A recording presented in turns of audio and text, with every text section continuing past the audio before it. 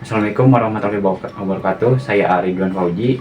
Di sini saya akan menjelaskan salah satu kesenian dari suku Sunda, yaitu gamelan Mbah Bandung. Salah satu benda pusaka yang dirumat di setiap tanggal 12 Mulut di Bumi Alit Kabuyutan adalah gamelan Goong Renteng Mbah Bandung yang diyakini sebagai gamelan yang sudah ada sejak abad 16 dan memiliki laras tersendiri juga dirumat. Negara Tanjungwangi atau yang sekarang dikenal Desa Blawakwangi, Kecamatan Anjasari, Kabupaten Bandung tersebutlah nama Mbah Panggung Jaya Dikusuma. Suatu saat diiringi 4 pengawalnya yaitu Mbah Lurah Sutadi Kusuma, Mbah Wira Sudati Kusuma, Mbah Patra Kusuma, dan Mbah Haji Kepelang Sumitra, Mbah Panggung Jaya Kusuma sengaja menyusuri perkampungan. Begitu di satu tempat, Mbah Panggung Jaya Kusuma merasa heran melihat timbunan tanah yang mencurigakan. Karena penasaran, kemudian Imam memerintahkan kepala kampung agar mengerahkan rakyatnya untuk menggali timbunan tanah itu. Dipimpin kepala kampung dan para pengawal, tak perlu lama semua rakyat pun sudah menggali tanah. Karena tanahnya keras dan tampaknya harus dalam menggalinya, pekerjaan pun tidak beres dalam sehari, bahkan sampai beberapa hari. Tumpukan barang yang mulanya tak ada yang mengetahui karena tertanam di dalam tanah yang dalam, kini makin lama makin jelas.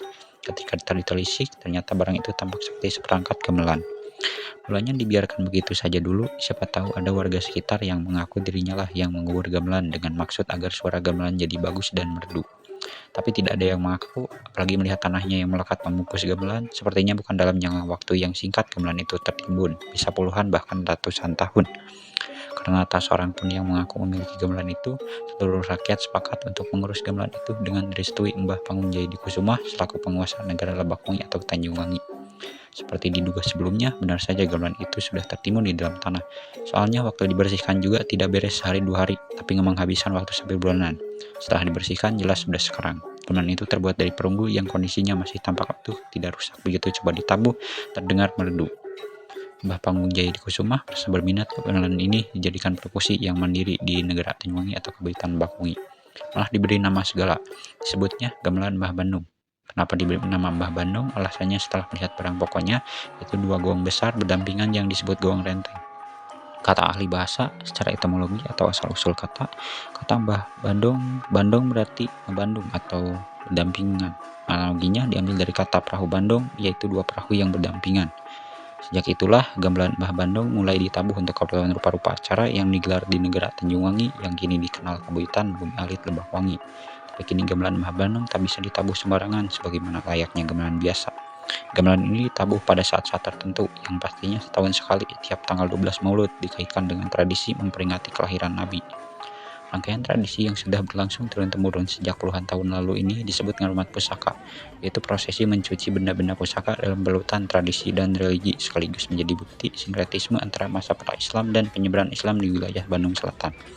Setelah seluruh rangkaian prosesi ngarumat pusaka selesai, benda pusaka yang sebagian besar berupa gamelan kuno tersebut dimainkan oleh para nayaga. Uniknya, gamelan ini hanya dimainkan setahun sekali di acara khusus ngarumat pusaka.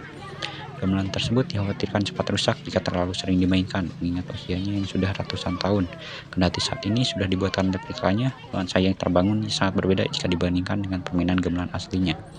Pencucian pusaka selalu diwarnai berkumpulnya warga desa Batu Karut dan Bakwangi dari seluruh wilayah. Di bawah pohonan rindang sekitar Bumi Alit Kabuyutan, mereka murak tumpeng dan makan makanan khas kampung lainnya. Tradisi tahun sekali ini jadi ajang silaturahmi warga Lebakwangi dan Batu Karut yang berdomisili di daerah lain untuk kembali ke kampung halaman, bertemu dengan kolega dan kerabat. Kegiatan turun-temurun ini tentu berkembang jadi salah satu wisata bernuansa religi terkait penyebaran Islam di Kabupaten Bandung.